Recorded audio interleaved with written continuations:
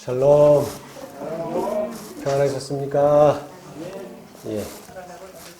예. 오늘도 귀한 안식일 여러분들과 함께 또 하나님의 말씀으로 은혜 받는 한 시간 되시기 바랍니다.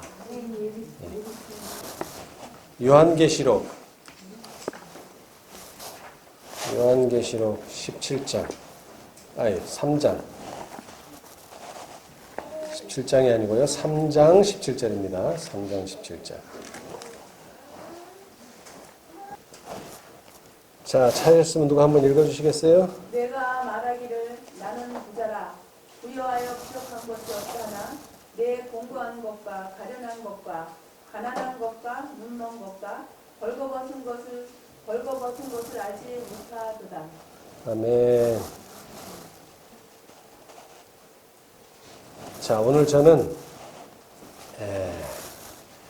불로 연단한 금을 사라 이런 제목으로 여러분에게 말씀을 드리고 싶습니다. 여러분, 금이 세상에서는 귀한 가치가 있죠? 예. 근데 특별히 금이 가치가 있다 보니까 이 부자들은 금을 많이 가지고 있습니다. 맞습니까? 예, 부자들은 금을 많이 가지고 있죠. 자, 그런데 지금 읽은 이 말씀, 이 말씀에는 세 가지의 해결책을 여기 말하고 있어요. 18절까지 보면은.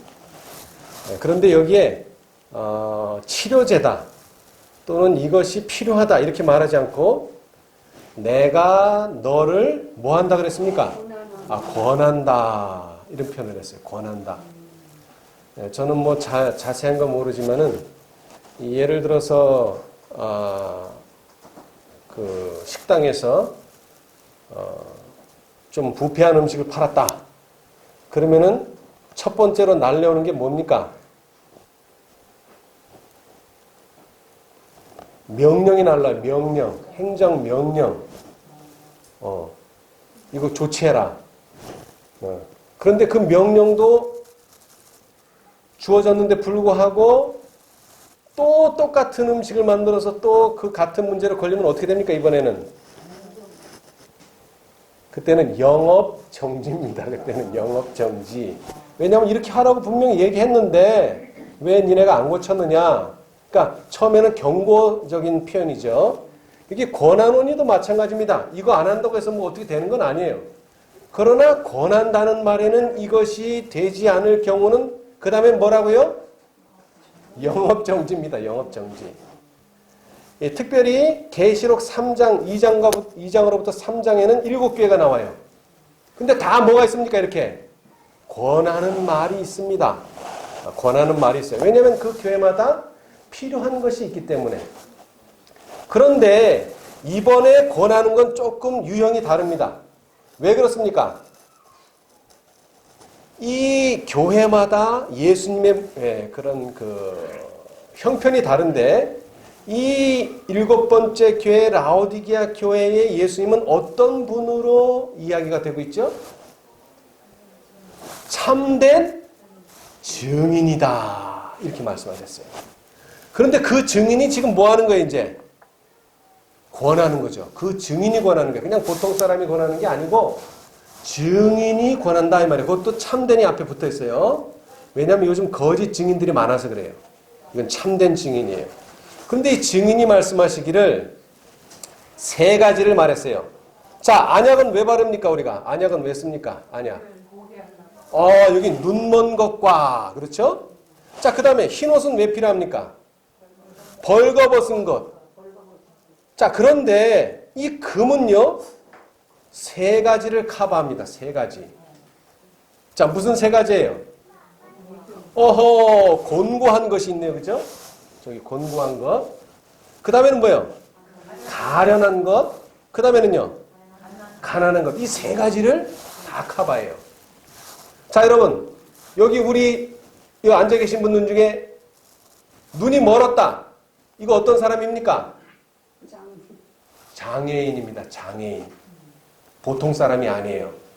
자, 그 다음에 내가 누군가가 벌거벗었다. 이건 뭐예요? 수치스러운 일이에요. 여기도 기록되어 있지만 수치스러운 일이에요.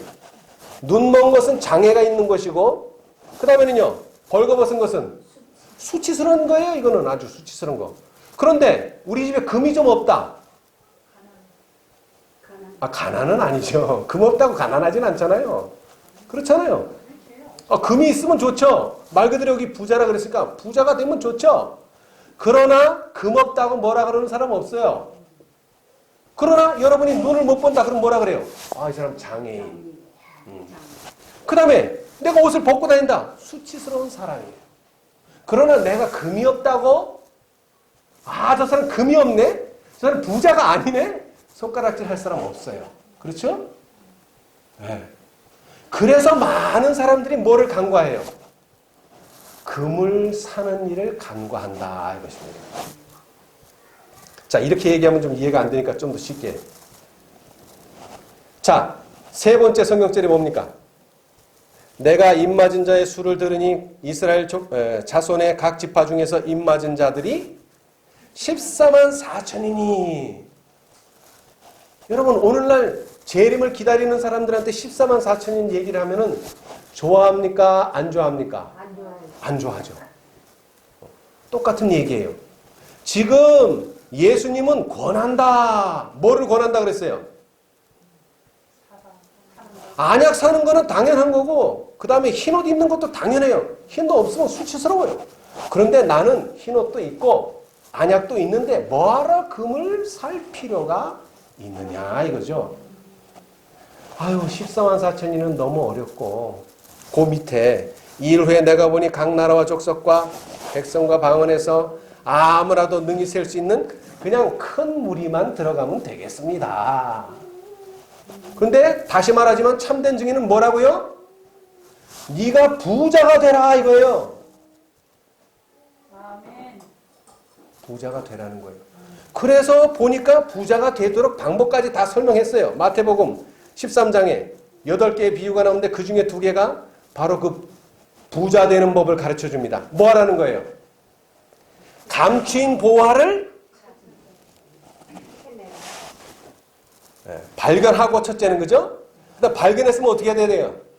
그 밭을 사야 돼요. 그 밭 사기 전에는 신봤다 그러면 안 되죠. 내가 발견한 보화를 잃어버려요. 그 다음에 밭만 산다고 되는 게 아니죠. 여러분, 통장에 돈이 있는데 맨날 내 통장에 돈 있어, 내 통장에 돈 있어 그러고 안 쓰고 죽으면 뭐예요? 네?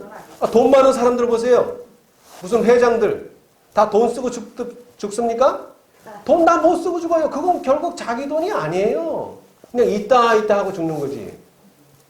내 밭에 금은 보화가 있으면 뭐예요? 쓰지 않으면 그만이지. 캐내야 돼요. 자, 그 다음에 또 하나는 뭐예요? 값진 진주를 만나고 그 다음에 또 뭐예요? 이 진주도 사야 됩니다. 그 진주 좋네? 이래가지고는 안 돼요. 그 진주를 사야 돼요. 그런데 이 감추인 보화도 그렇고 진주도 그렇고 사는 방법은 딱 하나입니다. 뭡니까? 자기의 소유를 다 팔아 사야 됩니다.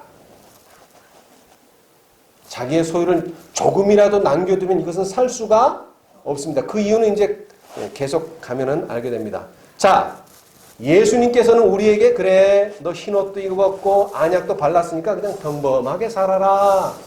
이게 하나님의 뜻이라고요? 아닙니다. 뭐하게 되라? 부요하게 되라. 분명히 말했어요. 불로 연단한 금을 사서 부요하게 하고, 우리는 부요해져야 됩니다. 부요해져야 돼요. 다른 말로 하자면은 왕 같은 제사장이 되어야 된다는 것입니다. 베드로가 말했죠? 오직 너희는 택하신 족속이요 왕 같은 제사장들이요 거룩한 나라요 그의 소유된 백성이니. 자, 그런데 이 어떤 백성들이 제사장이 됐습니까? 과거에. 이 장자권의 3개 중에 하나가 뭡니까? 제사장이 되는 것입니다. 근데 그 놀라운 특권을 누가 가졌다고요? 레위. 그런데 이 레위는요, 여기 부조와 선지자에도 나오지만 야곱의 축복을 받지를 못했습니다. 왜 받지 못했습니까? 이 레위와 시므온 두 형제가요, 둘째와 셋째가 무슨 일을 벌였어요? 사람을 잔혹하게 죽이는, 물론 그것이 정당한 일이긴 하지만 아주 잔혹하게 사람을 죽였습니다. 그래서 도망을 가야 될 처지까지도 놓여서 시므온은 지파수가 아주 줄었고요. 그 다음에 레위는 48개 성읍밖에는 유업으로 받지 못했어요. 자기 땅이 없어요. 그냥 성만 받았을 뿐이지. 그랬는데 뭐 때문에? 한 사건 때문에 뭐가 됐어요? 제사장 나라가, 제사장 족속이 돼버렸어요. 여러분도 아시는, 그렇죠? 다른 11개의 모든 지파가 배도했을 때 뭐 했습니까? 여호와께 충성한 오로지 한 지파, 레위 지파. 그래서 그들은 성소의 거룩한 봉사의 직분을 맡는 축복을 얻게 되었습니다. 대단한 일이죠. 예. 자, 여러분, 사람들이 그래요. 시대를 잘 타고나야 된다. 시대를. 여러분, 이 시대에 요구하는 하나님의 백성은 어떤 사람이라고요? 어떤 사람이라고요? 왕 같은 제사장들인데 뭐에 참여하지 않은? 배도에 참여하지 않은 무리. 그것이 계시록 14장에는 바벨론에 속하지 않은 무리. 그리고 다섯째의 음성은 뭐라고요? 거기서 나와 그 죄에 참여하지 말라. 왜? 너희는 왕 같은 제사장이 되어야 되기 때문에. 그런 사람들을 오늘날 요구한다는 것입니다. 자, 그래서 말라기서에도 보문이 있어요. 자, 그가 은을 연단하여 깨끗게 하는 자같이 앉아서 레위 자손을 깨끗게 하되 금은같이 그들을 연단하리니 그들이 의로운 제물을 나 여호와께 드릴 것이라. 자, 그런데 아까 부자가 돼야 되는데 금을 사야 되는데 금에는 종류가 여러 개가 있습니다. 제가 이번에 금을 많이 연구했는데 14K가 있고요. 18K가 있고요. 거의 99.99%의 순금을 뭐라 그래요? 24K라 그럽니다. 24K. 네, 그래서 하늘에 24장로가 있는지 모르겠지만 24K예요. 그런데 그 순수한 금을 만들려면 뭐를 해야 된다고요? 연단을 해야 된다는 것입니다. 여러분, 연단. 아유, 목사님, 그냥 천사기별 하나면 되지, 첫째 천사의 기별, 둘째 천사의 기별, 셋째 천사의 기별, 넷째도 버거워 죽겠는데 또 다섯째가 있다 그러네요. 그게 왜 그래요? 연단을 해야 된다는 것입니다. 연단. 근데 뭘로 연단할까요? 예? 뭘로? 그것도 이제 공부하면 나옵니다. 예. 자, 여러분, 예수 그리스도, 그 다음에 요한, 침례 요한, 엘리사, 엘리야, 이 네 사람의 공통점이 뭡니까? 네? 남자다. 네, 그거 좋습니다. 근데 그건 중요한 문제가 아니고요. 우리는 영적으로 연구하니까 그건 중요한 문제가 아니고, 뭐죠? 자, 그럼 봅시다, 이제. 뭐가 공통점인가? 자, 엘리야. 하나님께서는 형벌에 대한 하나님의 기별을 아합에게 전달하는 사명이 엘리야에게 맡겨졌다. 자, 엘리야의 사명이 뭐라고요? 하나님의 기별을 아합에게 전달하라는 사명을 받았어요. 그런 사람을 뭐라 그래요? 사자다. 엘리야는 주의 사자가 되고자 애쓰지 않았다. 주의 말씀이 그에게 임하였다. 하나님의 사업을 영화롭게 하는데 열심 있는 엘리야는 비록 그 명령을 순종하는 일이 악한 왕의 손에 의하여 신속한 죽음을 초래할 것처럼 보였으나 하나님의 부르심에 순종하기를 지체하지 아니하였다. 엘리야는 하나님의 사자입니다. 사자는 뭐 한다고요? 기별을 전하는 일입니다. 기별을 전하는 일. 자, 어디 또 봅시다. 엘리사. 하나님께서는 결코 당신의 택하신 사자를 버리지 않으셨다. 아람인의 침입이 있을 때 한 번은 아람 왕이 엘리사를 죽이려고 하였다. 근데 죽었습니까? 안 죽었죠. 왜? 해야 될 사명이 있기 때문에 안 죽은 거예요. 요한이 왜 안 죽었어요? 11명의 사도는 다 죽었는데. 요한 계시록을 써야 되니까 죽을 수가 없는 거예요. 예. 그렇듯이 이 엘리사도 뭘 받았다고요? 사명을 받았어요. 그래서 택하신 사자예요. 엘리사가 처음으로 부르심을 받았을 때 그의 결심은 시험을 받았다. 그가 엘리야를 따라가려고 할 때에 그 선지자는 그에게 집으로 돌아가라고 하였다. 이게 무슨 일입니까? 엘리사는 엘리야를 따라가려고 그러는데 엘리야는 뭐라 그래요? 집으로 가. 네, 알겠습니다. 하고 가면 돼요, 안 돼요? 안 되죠. 여러분, 엘리야가 가라, 우리 선배가 가라 그래도 가면 안 됩니다. 자, 부르심을 그는 어느 것이 더 가치가 있는지 생각해 보지 않을 수 없었다. 자, 집에 가는 것이 가치가 있는지, 내가 여기서 남아있어야 가치가 있는지 엘리사는 생각했어요. 다시 말해, 부르심을 받아들일 것인지 거절할 것인지를 스스로 정해야 했다. 여러분, 이것은 스스로 정하는 것입니다. 누가 정해주는 게 아니에요. 내 자신이 스스로 정해야 됩니다. 그러나 엘리사는 그가 가진 기회의 가치를 알았다.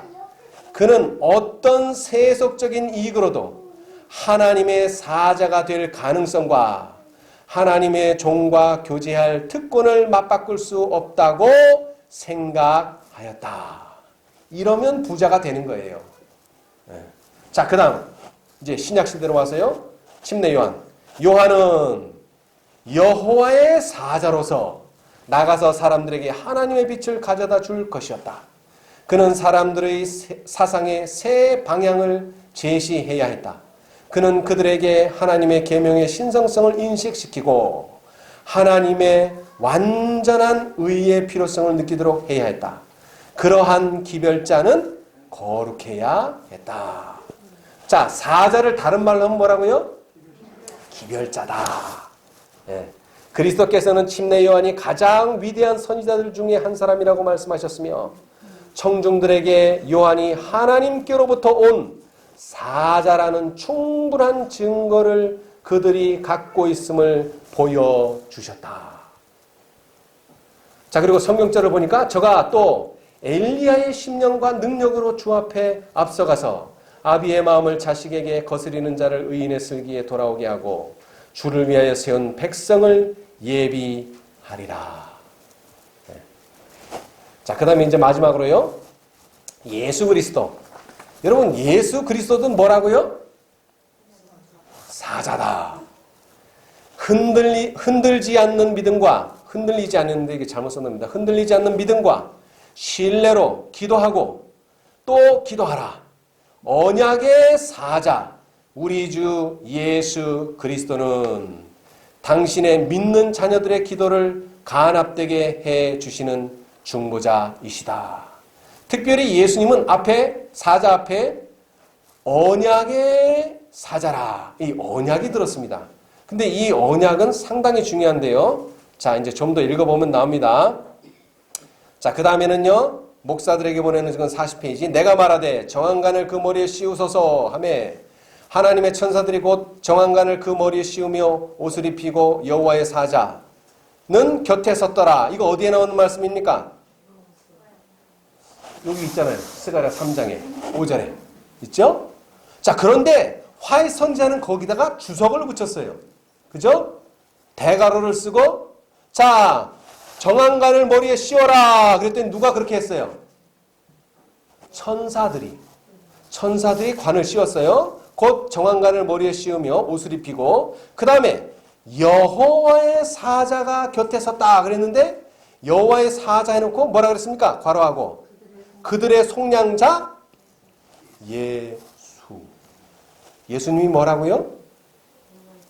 여호와의 사자라는 것입니다. 사자. 자, 다시 말합니다. 사자는 뭐라고요?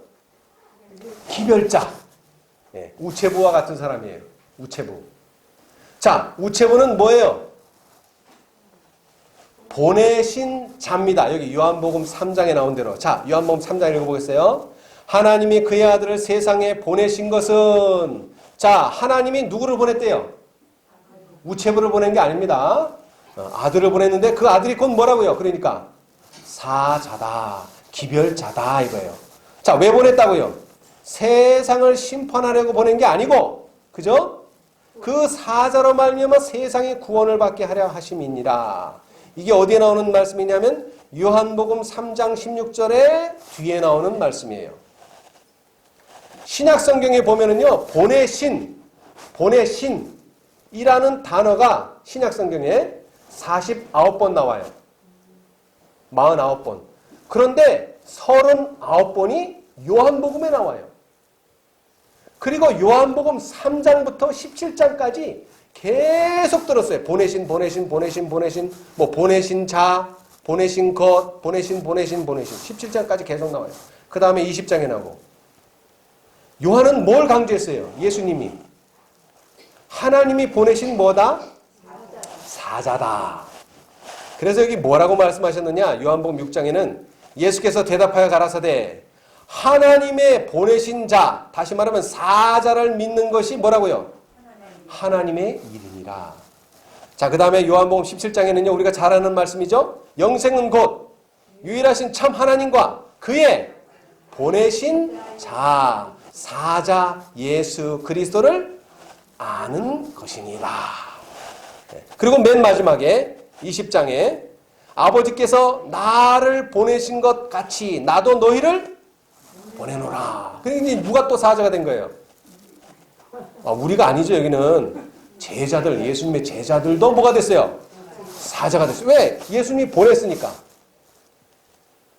여러분, 이 사자라는 말을 어렵게 생각하시면 안 돼요. 엔젤이에요. 엔젤. 엔젤은 천사로도 번역할 수 있고 사자로도 번역할 수 있어요.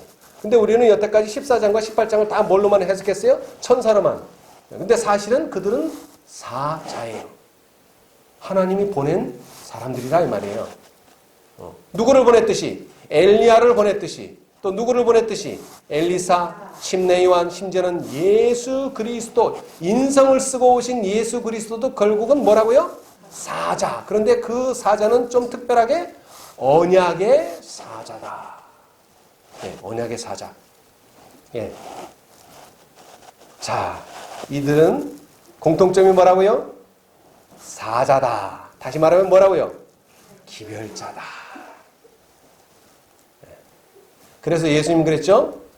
네가 예수님께서 제자를 보내는데 너를 영접하는 자는 곧 보내신 예수님을 영접하는 것이고 너희를 영접지 않는 것은 보낸 나를 영접하는 것이다. 그런 말씀은 하실 수 있는 사자 또는 기별자라는 것입니다.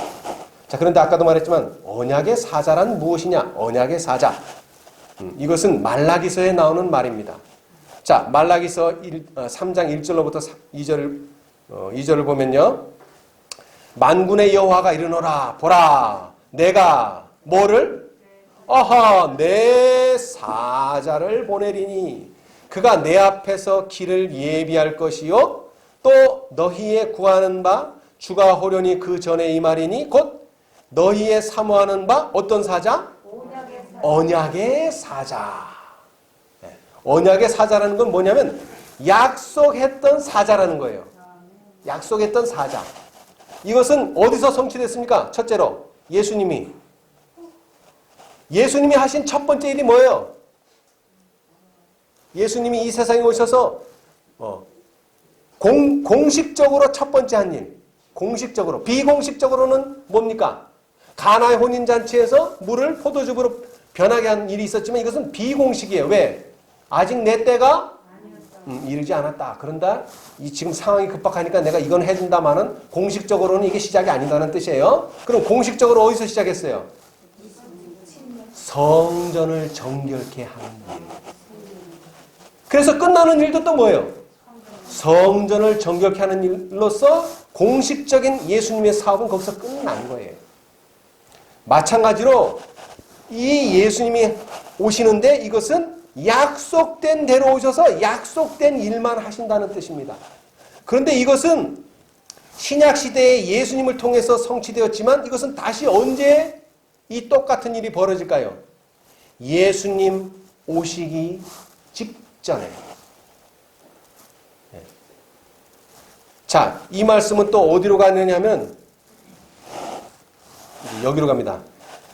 각 시대의 대쟁투 24장 지성소에서의 봉사. 자, 여러분, 윌리엄 밀러가 예수님이 언제 온다 그랬죠?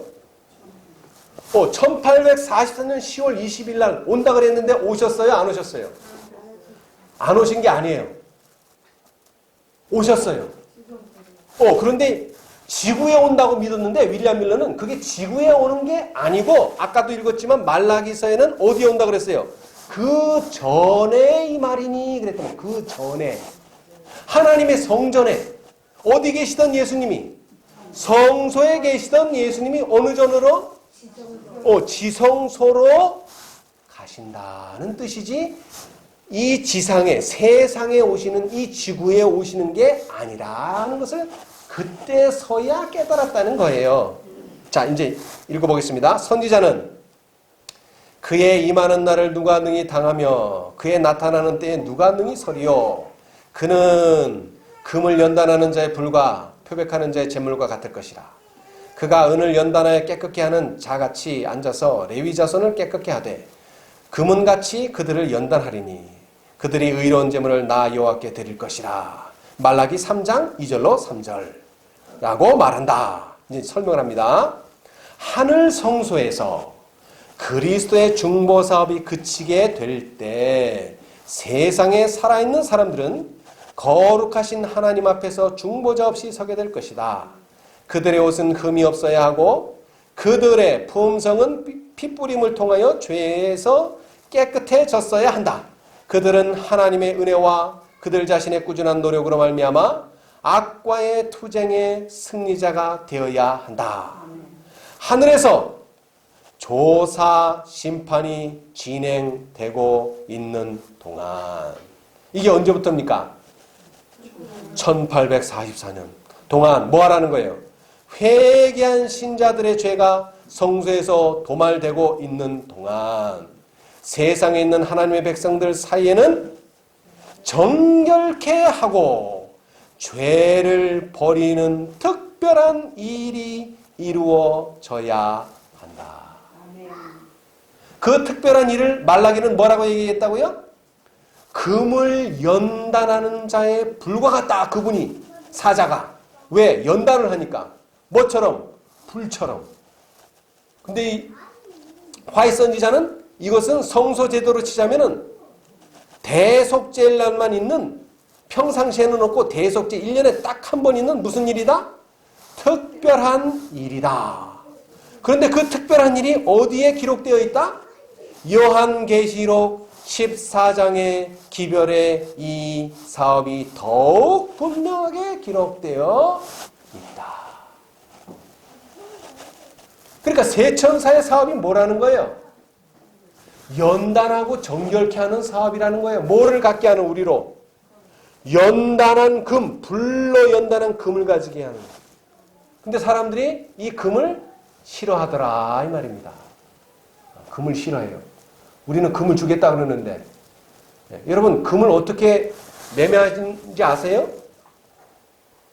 금은 킬로그램으로 안 팝니다. 어떻게 팝니까? 한 돈. 근데 한 돈이 몇 그램인지 아세요? 엄청 작은 그램이에요. 10g도 안 돼. 10g도 안 돼. 네. 단위가 그렇게 작아요. 왜? 엄청 비쌉니다. 금이 엄청 비싸요. 그래서 이거는 킬로그램으로 안 팔아요. 킬로그램으로 살 수 있는 사람은 그건 정말 엄청난 부자예요. 이거는 그램으로 팔아요. 그램. 그 귀중한 금을 주기 위해서 예수님께서 요한계시록 14장의 기별을 줬는데 사람들이 뭐라 그래요? 아, 나 그거 필요 없어. 이제 나는 눈도 뭐 멀쩡하고 나는 옷도 입었어. 아예 금 같은 거 필요 없어. 그러니까 뭐라는 거예요? 라우디게 상태는. 눈이 멀었다가 라우디게 상태 아닙니다. 뭐라고요? 나는 부여하여 부족한 것이 없다. 다시 말하면 라우디게 상태 가장 극심한 상태는 눈먼 것도 아닙니다. 벌거벗은 것도 아닙니다. 뭡니까? 가난하다는 것입니다. 공고하다는 것입니다. 가련하다는 것입니다.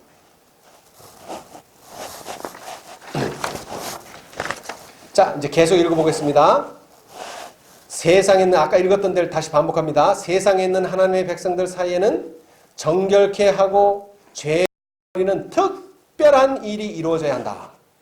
요한계시록 14장의 기별에 이 사업이 더욱 분명하게 기록되어 있다. 이 말은 다시 말하자면 세 천사의 기별이라는 것입니다. 자, 이 일이 완성될 때에 어떻게 된다고요? 그리스도를 따르는 사람들은 그분의 재림을 맞이하기 위한 그제서야 준비를 갖추게 될 것이다. 그때의 유다와 예루살렘의 헌물이 옛날과 고대와 같이 나 여호와께 기쁨이 될 것이다. 주님께서 오실 때에 당신의 것으로 받으실 교회는 영광스러운 교회로 세우사 티나 주름 잡힌 것이나 이런 것들이 없는 교회가 될 것이다. 그때의 교회는 아침빛같이 뚜렷하고 달같이 아름답고 해같이 맑고 기치를 버린 군대같이 어미가 있을 것이다. 아멘. 그럼 목사님 18장은 필요 없네요.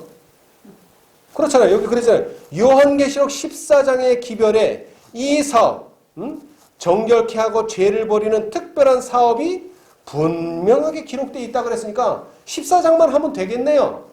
18장은 필요 없고. 그래요, 안 그래요? 맞습니다. 맞아요. 근데 문제는 뭐예요? 문제는 지금 셋째 천사가 백성들 사이에서 정결케 하고 죄를 버리는 일을 합니까? 안 합니까? 안 합니다. 왜 안 하고 있죠? 아이고 우리가 14만 4천이네 어떻게 들어가. 그냥 우리는 허다한 무리만 들어가면 돼. 이러고 있단 말이에요. 그건 뭐라는 얘기예요? 힘을 잃었다는 것이죠. 여러분 이 제가 지금 드리는 말씀은 현재 진행형입니다. 현재 진행형. 자, 마태복음 13장의 8개 비유 중에 또 한 비유는 여인이 가루 서말 속에다 뭘 넣습니까? 뭘 넣었어요? 누룩을 넣었어요. 근데 우리 집에도 그런 누룩이 가끔 있는데요. 한 3달 지난 누룩 냉장고에서 그거 넣으면 일 합니까? 안 합니까? 일 안 합니다. 왜? 누룩이 죽었습니다. 그런데 껍데기는 뭐예요? 똑같아. 이거 죽었는지 안 죽었는지 어떻게 해봐요? 밀가루에 넣어보면 알아요. 뭐를 안 해? 부풀리지를 않아. 누룩이 죽었어. 근데 분명히 누룩이라고 써 있습니다. 3달 지나서 기능 안 해도 누룩이라고 써 있어 거기. 근데 뭐를 못해? 제 역할을 못해요. 여러분. 사람들이 그래요. 니네가 무슨 교회냐. 어떤 사람은 그런 사람도 봤어요. 우리는 교회 이름이 성경책에 있어요. 갈라디아서에 하나님의 교회. 이거 우리 교회 이름이에요. 그런 사람들 보고 뭐라 그래요? 명목상의 재림 신도라는 말을 그래서 붙이는 거예요. 이름만 재림 신도라 이 말이에요. 여러분 옷에다가 안식을 쓴다고 우리가 안식을 지키는 겁니까? 아니에요. 실제로 안식일을 지켜야지. 옷에다가 안식을 쓴다고 그건 뭐 아무 일 없어요. 현대 진리는 그래서 중요한 것입니다. 1888년 전에는 뭐가 현대 진리였었어요? 셋째 천사가 현대 진리예요. 그 이상의 진리는 없어요. 그 이상을 말하는 사람은 뭐예요? 극단주의자입니다. 발렌저처럼. 계시록 18장을 말하면서 너희는 거기서 나와야 된다 이렇게 말하는 사람은 뭐예요? 사자도 오지 하나님께서 보내시지도 않았는데 자기가 넷째 사자라는 거예요. 하나님 보내지도 않았는데 그런 사람들은 극단주의자예요. 그러나 오늘날 넷째가 오고 다섯째가 왔는데 셋째를 붙들고 있으면 어떻게 되는 거예요? 어떻게 되는 거예요? 능력이 없는 게 아니라 죽는 겁니다. 죽는 거예요. 여러분, 이 불러연단한 금을 사라고 권했지만 이 권고를 무시하거나 거절하면 결과가 뭐예요? 죽는 겁니다. 육적으로 죽는 거 아니에요. 뭐로? 영적으로 죽어요. 영적으로 죽는다는 게 뭐예요? 이야, 내가 뭐 새로운 걸 발견했어. 가르쳐줘도 모르겠는데? 그게 왜 다섯째야? 이런다 이 말입니다. 그 영적으로 죽은 거예요. 자, 그래서 우리의 믿음은 뭐를 받아야 돼요? 연단을 받아야 돼요. 근데 이것은 사람이 하는 게 아닙니다. 자, 다시 마태복음 13장으로 돌아가서 자, 밭에 가라지를 누가 뿌립니까? 원수가 뿌려요. 원수가. 그래서 보니까 내가 보기도 가라지야. 그래서 내가 뽑으려고 그랬더니 뭐라 그래요? 뽑지 마라. 왜 뽑지 말라 그랬어요? 가라지 뽑는 건 문제 없는데 괜히 가라지 때문에 뭐가? 곡식이, 알곡이 상처를 입는다. 그럼 누가 뽑겠다는 얘기예요? 하나님께서. 그러면 어떤 방법으로 뽑을까요? 그것이 바로 넷째 사자의 임무고 그것이 바로 다섯째 사자의 임무예요. 뭐를 뽑아낸다고? 가라지를 뽑아내는 것입니다. 여러분. 가라지. 예. 자, 여기 베드로전서를 읽어보겠습니다. 자, 우리가 보는 개역성경에는 너희가 말세에 언제? 말세에 나타나기로 예비하신 구원을 얻기 위하여 믿음으로 말미암아 하나님의 능력으로 보호하심을 입었나니 그러므로 너희가 이제 여러 가지 시험을 인하여 잠깐 근심하게 되지 않을 수 없었으나 오히려 크게 기뻐하도다. 너희 믿음의 시련이 불로 연단하여도 없어질 금보다 더 귀하여 예수 그리스도에 나타나실 때에 칭찬과 영광과 존귀를 얻게 하려 함이라. 듣기는 참 좋아요. 근데 이해가 잘 안 가서 제가 다른 성경을 찾아봤더니 현대어 성경 아주 이해가 잘 돼요. 이거 그냥 들으면 이해가 돼. 이러한 시련은 여러분의 믿음이 얼마나 강하고 순수한 것인가를 보고자 하는 시험에 불과합니다. 마치 금이 불에 정련되어 순금으로 만들어지는 과정처럼 말입니다. 그러나 여러분의 믿음을 어찌 닳아 없어질 금과 비교할 수 있겠습니까? 여러분의 믿음이 불과 같은 시련 속에서 연단을 받은 후에도 강한 믿음으로 남아있을 수만 있다면 여러분은 예수 그리스도께서 다시 오시는 그날에 많은 칭찬과 영광과 영예를 얻게 될 것입니다. 뭐 설명이 필요 없어요. 그렇죠? 네. 자, 믿음이 어떻게 된다고요? 불과 같은 시련 속에서 연단을 받아도 뭐하지 않는? 없어지지 않는. 여러분, 셋째 천사에게 뭐를 보내봤어요? 불같은 시련으로. 넷째 천사를 딱 보내봤더니 뭐가 나타나요? 받아들이는 무리와 거절하는 무리가 쫙. 모세가 뭐 하듯이? 홍해 갈라지듯이 쫙 갈라져요. 1914년에 전쟁 문제가 교회안에서 딱 벌어지니까 홍해가 갈라지듯이 쫙 가도 된다는 무리와 가면 안 된다는 무리가 쫙 갈라져요. 그냥. 이거 사람이 한 게 아니에요. 여러분, 전쟁, 세계 전쟁을 내가 일으켰어요? 하나님의 섭리로 일어난 거예요. 그게 하나님의 섭리로. 뭐 하려고? 알곡과 가라지를 분리하려고. 넷째 천사도 알곡과 가라지를 분리하려고 보낸 거예요. 다섯째도 뭐요? 알곡과 가라지를 뭐 하려고? 분리하려고. 이거 인간으로 하는 게 아니에요. 자,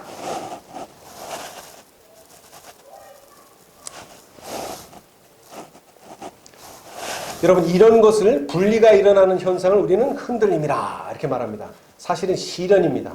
시련. 네. 여러분, 지금 이제 점점 날이 추워지고 있는데요.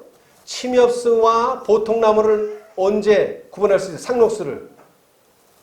날씨가 추워봐야 알아요. 춥기 전에는 몰라요. 그렇죠? 네. 왜? 추우면은 뭐는 다 떨어져요? 낙엽은 다 떨어지지만 상록수는요? 절대로 떨어지지 않습니다. 이런 계기가 있어야 돼요. 그 계기를 넷째 천사가 주는 것이고 그 계기를 다섯째 천사가 주는 거예요. 그런데 이것은 두 가지의 목적이 있어요. 여러분, 이걸 잘 기억하시기 바랍니다. 두 가지의 목적. 자, 첫 번째 목적은 뭡니까? 곡식과 가라지. 이게 무슨 뜻이에요? 자, 보세요.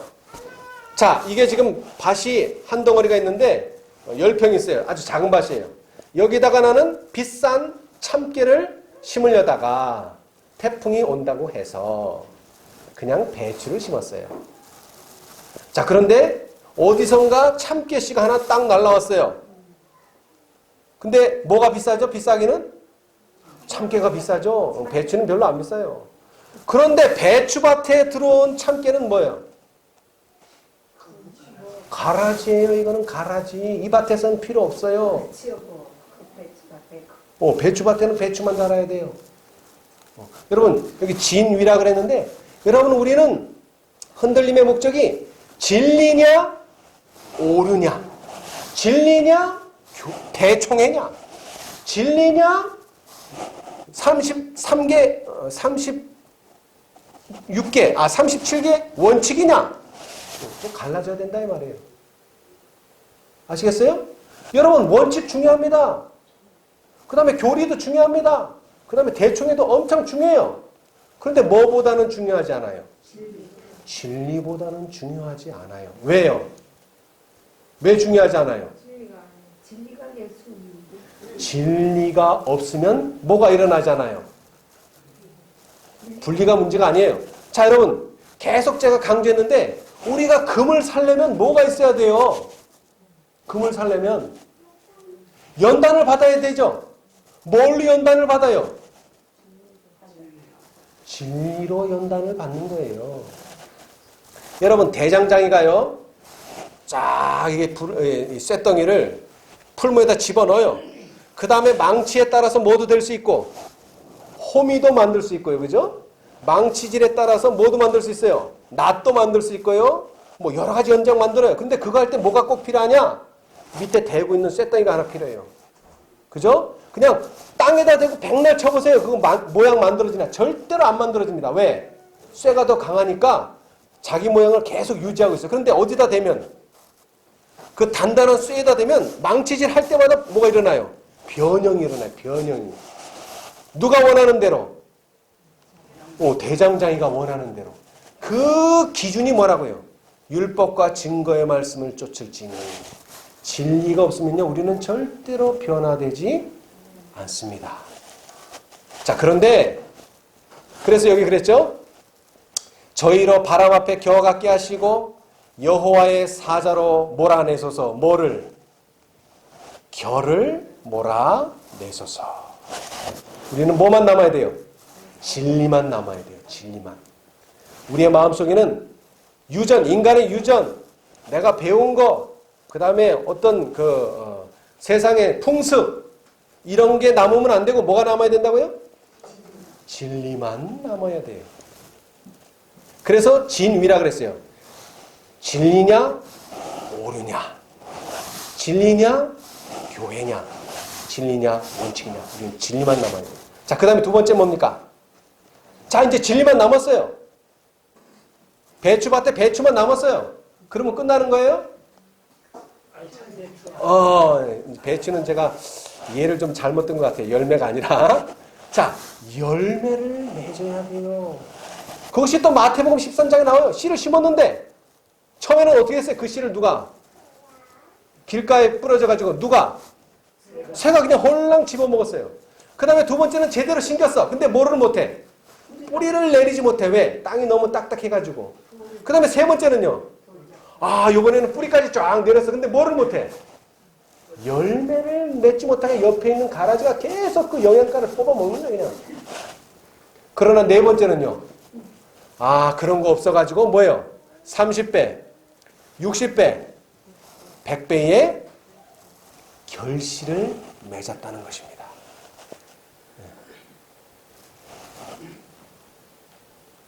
자,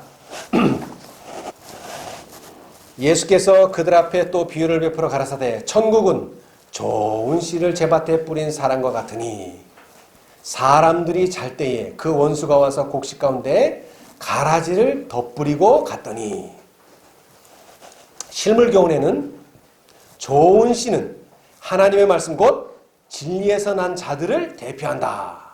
그 다음에 가라지는요, 오류와 거짓 원칙의 열매나 그 화신이 된 자들을 대표한다 그랬습니다. 자, 그런데 이것은 기원이 예수님 당시가 아니라 더 멀리 올라가요. 언제까지 올라가요? 에덴 동산으로 올라가 보면은 하와는 사단의 말을 참으로 믿었으나 그의 믿음이 그에게서 죄의 형벌을 면제시켜 주지는 못하였다. 그 여자는 하나님의 말씀을 불신하였는 바 바로 이것이 그 여자를 타락으로 이끈 것이었다. 하와가 왜 타락했다고요? 사단의 말을 믿어서 타락했다고요? 아니요. 뭐를 불신했기 때문에? 하나님의 말씀을 불신했기 때문에 타락한 거예요. 심판의 때에 사람들은 그들이 거짓말을 양심적으로 믿었기 때문이 아니라 진리를 믿지 아니하였기 때문에, 진리가 무엇인지 배울 기회를 등한히 하였기 때문에 정죄를 받을 것이다. 우리는 진리가 무엇인지 알기 위하여 열심을 기울여야 한다. 하나님께서 당신의 말씀 가운데 기록되도록 하신 모든 교훈들은 우리를 경고하시고 교훈하시기 위한 것이다. 그것들은 우리를 기만으로부터 구원하시기 위하여 주어진 것이다. 그것들을 무시하면 우리 자신에게 뭐를 초래할 것이다? 멸망을 초래할 것이다. 자, 그 다음 잘 들으세요. 우리는 하나님의 말씀과 모순되는 것은 무엇이든지 그것들이 사단에게서 온 것이라고 확신할 수 있다. 이렇게까지 돼야 돼요. 네. 자, 그러기 위해서 제가 방법을 가르쳐 드릴게요. 흔들림은 이미 시작되었어요. 자, 적은 무리에게 보내는 말씀에 보면 뭐라고 되어 있느냐 하면은, 네. 흔들림이 이미 시작됐대요. 언제 시작됐느냐 하니까 1850년 1월 26일 날 계시를 봤는데 그 계시를 쫙 쓰시는데 큰 흔들림이 이미 시작되었고, 이거 1888년부터 한참 전이에요. 30년 전에. 셋째 천사의 기별 전해진 지 얼마 되지도 않아. 그런데 벌써부터 뭐가 왔다는 거예요? 흔들림이 왔다는 거예요. 왜 왔는가? 첫째는 이때는 오지 않았지만 바른 증언에 의한 흔들림이 있어요. 바른 증언. 바른 증언. 이것이 바로 뭐예요? 넷째 천사의 기별이죠. 와그너와 존스가 뭘 가져왔어요? 믿음으로 말면 의라는 기별을 가져왔는데, 증언을 가져왔는데 그것을 뭐하면? 거절하면 뭐가 온다고요? 받아들이는 무리와 받아들이지 않는 무리가 생기면서 흔들림이 일어난다. 그 다음에는요, 거짓 이론으로 인해서 흔들림이 들어온다. 그 다음에는요, 자, 시간 관계상 다 하지 않겠어요. 이설. 이설이 뭐예요? 참 요즘은 참 별의별 일을 다 봅니다. 우리 어른들이 그러시죠? 아이고, 내가 너무 오래 살았어. 못 볼 걸 너무 많이 본다. 근데 지금 저도 못 볼 걸 너무 많이 봐요. 왜? 제7일 안식일 예수 재림 교인 중에 예언의 신을 부인하는 사람이 교회를 다니고 있어요, 지금도. 그것도 장로야, 목사야, 집사야, 그런 사람이. 야, 이거는 뭐 이상해. 이건 뭐 도대체 어떻게 돼가고 있는 건지 모르겠어요. 이설이 막 들어와요. 자, 그 다음에는요, 최종적으로는 일요일 시험령이라는 게 뭐예요? 핍박이에요. 뭐 이설이고, 뭐 거짓 이론이고, 그 다음에 바른 증언이고, 할 거 없이 이 핍박은요, 뭐와 같이요? 바람같이 우리가 알던 별들이 뭐처럼요? 낙엽처럼 우수수 떨어진다 그랬어요. 이건 중요하니까 좀 읽어봅시다. 각 영혼에게 시험이 다가올 때가 멀지 않다. 멀지 않대요. 이게 지금 1880년대에 기록하신 말씀에 교회 증언 5권이 기록될 때 짐승의 표가 우리에게 강요될 것이다.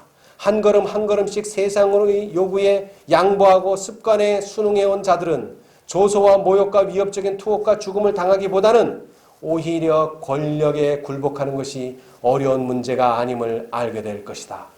싸움은 하나님의 계명과 사람의 계명 사이에 전개된다. 이때에 교회 내에서 황금과 불순물이 분리될 것이다. 최종적인 분리는 언제 있다고요? 일요일 시험령이 나면 그때는 확실하게 구분이 됩니다. 참된 경건은 경건의 모양과 경건의 외부적 장식과는 분명히 구분될 것이다. 우리가 그 찬란한 광채로 인해 존경해온 많은 별들이 흑암 속으로 사라질 것이다. 쭉정이가 바람의 구름처럼 날려갈 것이다. 심지어 우리가 오직 풍성한 알곡만을 보는 곳에서도 그러할 것이다. 성소의 장식만을 취하고 그리스도의 의로 옷 입지 않은 모든 사람은 그들의 벌거벗은 수치를 드러낼 것이다. 아멘. 여러분, 지금은 사람들이 그래요. 아, 나 옷 입었다. 그 다음에 나 눈 본다. 라고 말해요. 근데 언제 가면 그 옷이 벗겨진다고요? 일열 법령이 나면은 벗겨집니다. 그러나 그 날이 되기 전에 먼저 우리는 뭘 알아야 돼요? 금이 준비가 되어 있어야 돼요. 이 금은 바로 만들어지는 거 아닙니다. 바로 만들어지는 거 아니에요. 자, 안약도 사면 돼요. 자, 그 다음에 옷은요. 옷도 만드는데 시간 걸리잖아요. 그렇죠? 그런데 옷 만드는데 시간이 거의 들지가 않아요. 왜 그럴까요? 네? 왜 그럴까요? 왜 그러냐 하면 시대의 소망 762페이지에 누가 먼저 만들어 놨대요. 옷을 만들어 놨대요. 거기 만들어 놨다고 돼 있잖아요. 네, 거기는 받기만 하면 된다고 돼 있어요. 근데 뭐는? 이 금은 받기만 해서는 안 됩니다. 왜? 그래서 단계마다 뭐가 와요? 시련이 온다는 거예요. 그 단계들을 통과할 때마다 우리의 금은 뭐가 돼요? 14K에서 18K, 18K에서 24K, 점점 순수한 금이 되는 거예요. 그러나 이 과정에서 하나라도 나고 한다면 어떻게 돼요?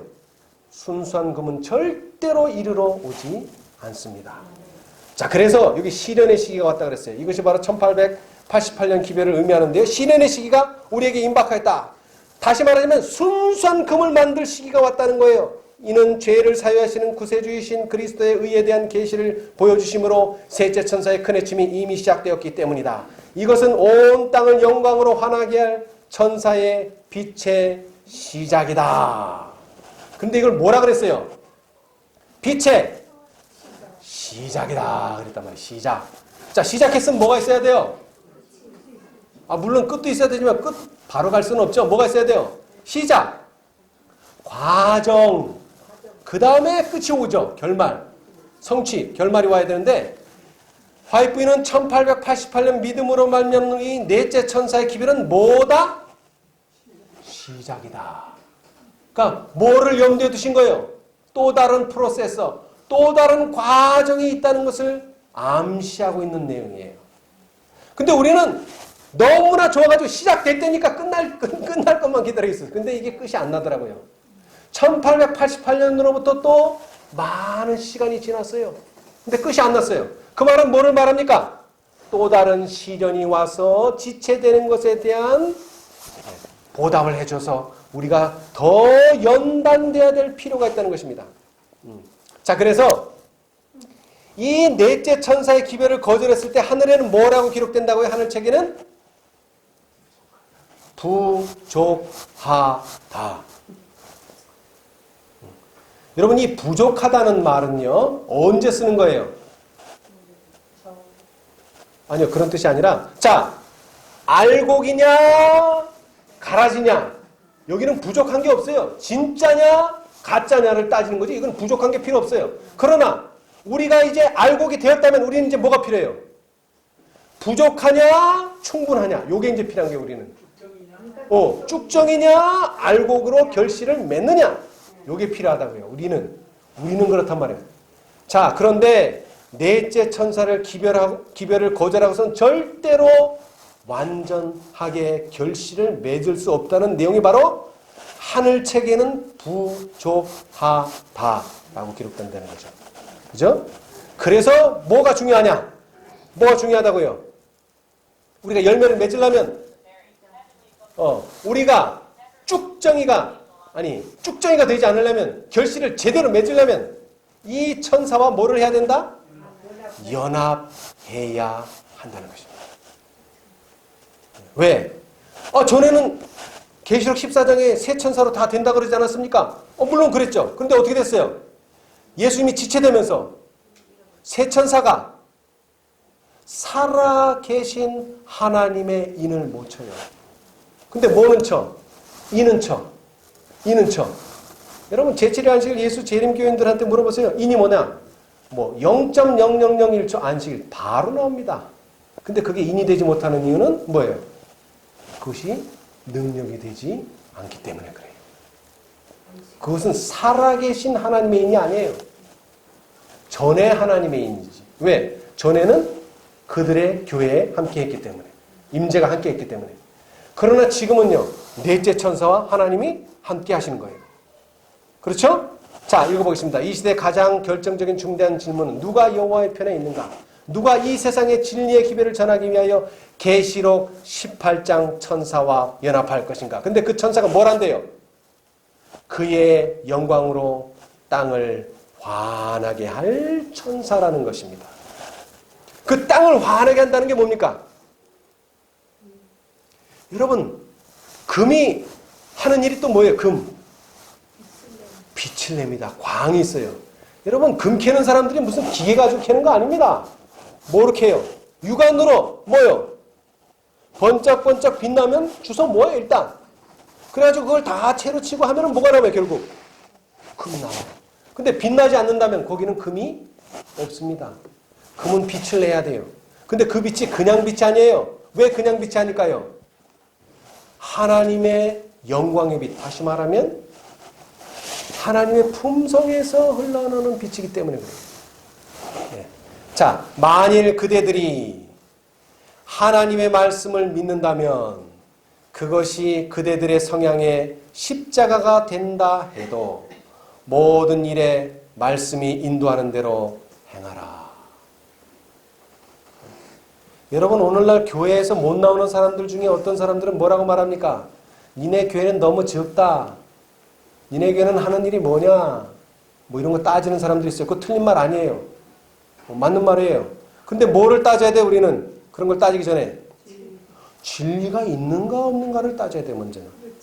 왜냐하면 어떤 경우는 하나님의 말씀을 믿으려고 하면 뭐를 포기해야 돼? 성향. 그대들의 성향. 성향.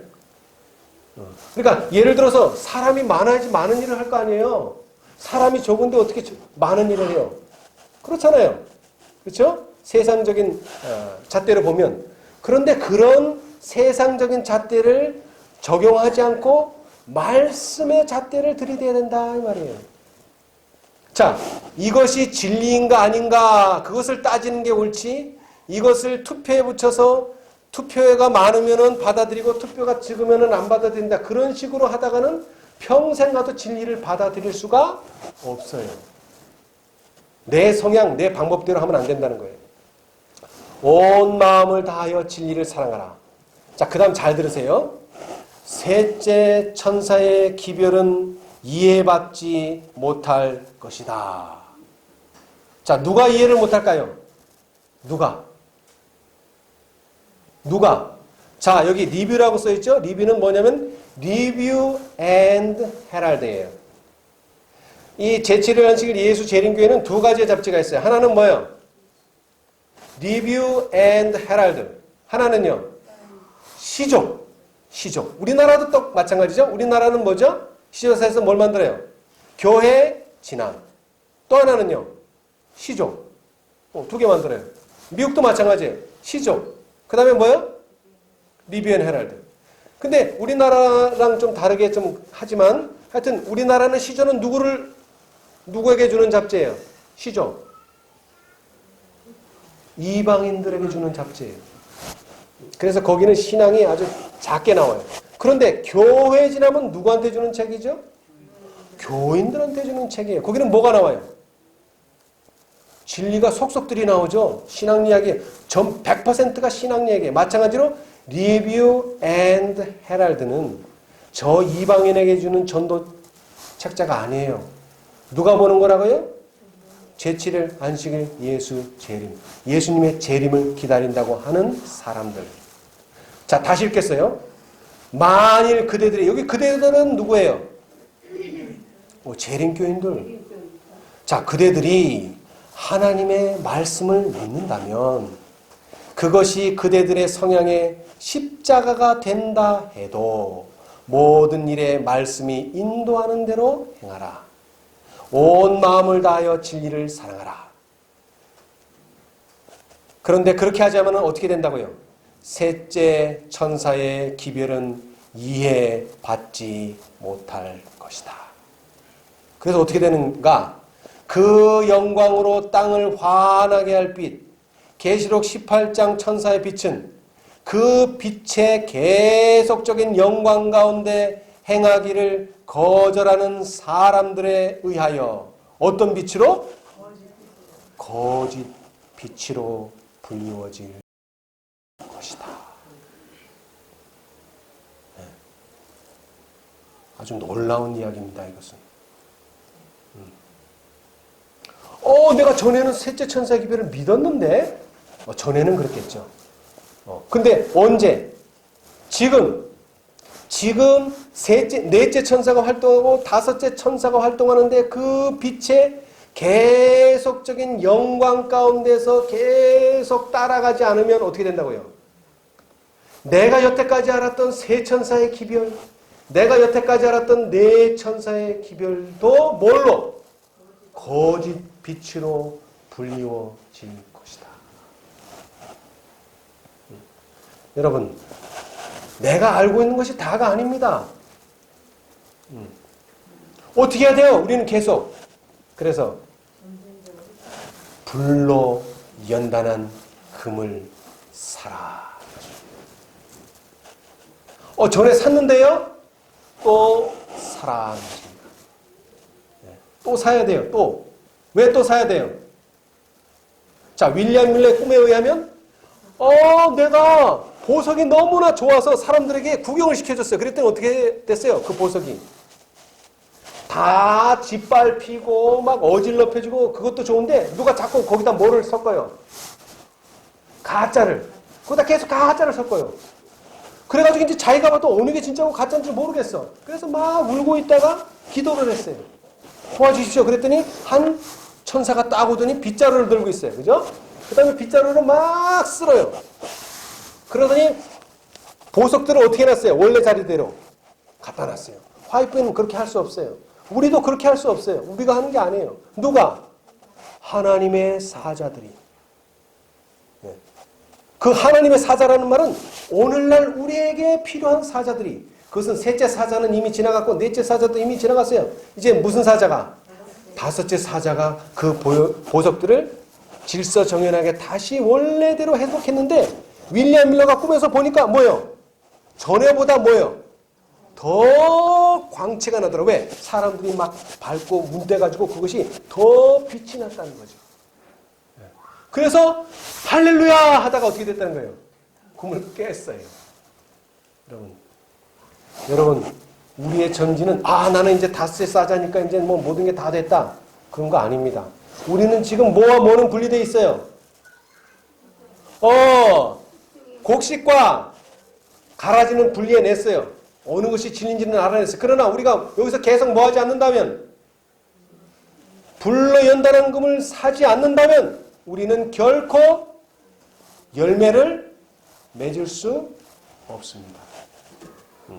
자, 다시 한번 우리 성경절을 읽고 마치겠습니다. 우리 계시록 3장. 자, 제가 드린 말씀을 잘 생각하시면서 다시 한번 읽어보십시다. 3장 17, 18절만 보겠습니다. 내가 말하기를 나는 부자라 부여하여 부족한 것이 없다 하나 내 곤고한 것과 가련한 것과 가난한 것과 눈먼 것과 벌거벗은 것을 알지 못하도다. 내가 너를 권하노니 내게서 불로 연단한 금을 사서 부요하게 하고 흰옷을 사서 입어 벌거벗은 수치를 보이지 않게 하고 안약을 사서 눈에 발라 보게 하라. 오늘 이 시간 이후로 우리 모든 형제 자매님들, 우리 불로 연단한 금을 사서 부요하게 하는 저와 여러분이 되시기를 간절히 바라면서 말씀 마치겠습니다. 감사합니다.